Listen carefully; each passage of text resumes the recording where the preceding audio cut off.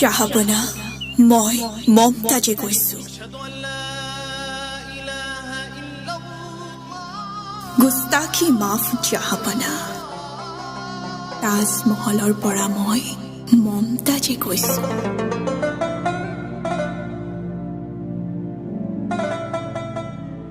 আপোনাৰ মৰমৰ তৃতীয় বেগম মমতাজ আপোনাৰ নিৰ্দেশতে নিৰলে অকলে শুই আছো বগা মাৰ্বলৰ তলত এখনি ছাই হোৱা কলা কলিজালৈ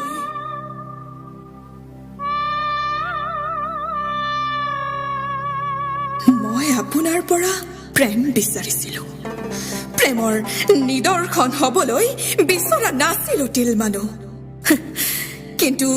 বিখ্যাতেই হলো নে আপুনি কুখ্যাত হল সেয়া মোৰ বাবে এক নুবুজা সাধৰ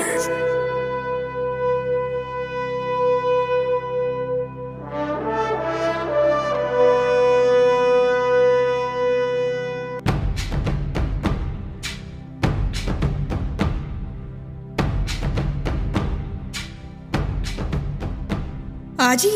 ৰাজদণ্ডৰে দণ্ডিত হোৱাৰ ভয় মোক নেদেখুৱাব জাহাপনা সেই সত্যবোৰ কোৱাৰ বাবে কিমান ভাল পাইছিল আপুনি মোক জাহাপনা কিমান যমুনাৰ জলৰ সমান মোৰ বুকুৰ ভিতৰত এখনি যমুনা কিন্তু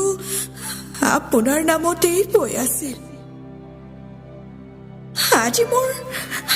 কিয় এনে লাগে বাদশাহ আপোনাৰ প্ৰেম যেন আত্মিক নাছিল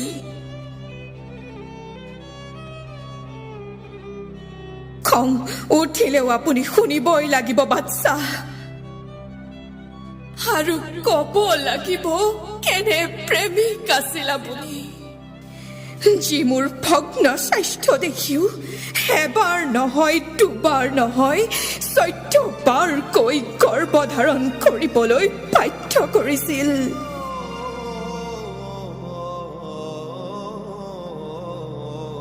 আপুনি পাহৰি গৈছিল নে ক্ষমতা ৰাগি তেনে কৰিছিল মই নাজানো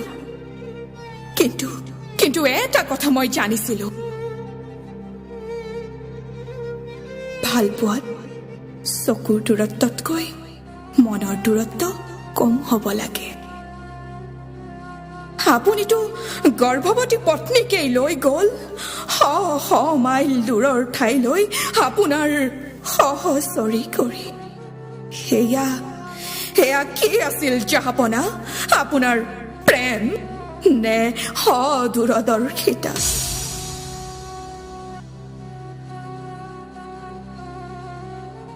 ভাগি পৰা দেহেৰে যেতিয়া আপোনাৰ ঔৰসৰ 14 সংখ্যক সন্তানৰ মাতৃ হবলৈ গৈ 30 ঘণ্টা প্ৰসৱৰ বেদনাত ছাতি ফুটি কৰি জীয়াই থকাৰ যুঁজ কৰি আছিলো আৰু আপুনি শত্ৰুৰ বিৰুদ্ধে যুদ্ধৰ প্ৰস্তুতি কৰি আছিল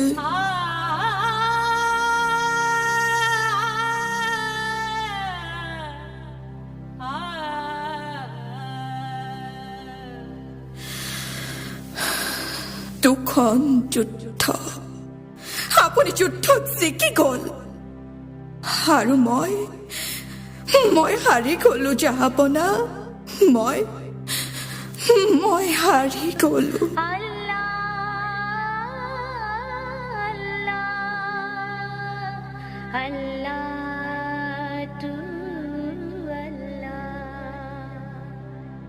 কেতিয়াবা মোৰ বৰ কষ্ট হয় জাহাপনা যেতিয়া কোনো ব্যৰ্থ প্ৰেমৰ কবিয়ে তাজমহলক লৈ সৃষ্টি কৰে প্ৰেম বিৰহৰ কথা আৰু দুখ হয় তেতিয়া উস্তাদ আহমদ লাহোৰীয়ে মোক সোধে মোৰ কি দুখ আছিল ৰাণী চাহেবা মোক কিয় হত্যা কৰা হ'ল মইতো অনন্য সুন্দৰভাৱেই নিৰ্মাণ কৰিছিলোঁ তাজমহল। গুস্তাখী মাফ জাহাপনা। ইমানৰ পাছতো কিন্তু এখনি যমুনা আজিও বৈ আছে আপোনাৰ নামতে।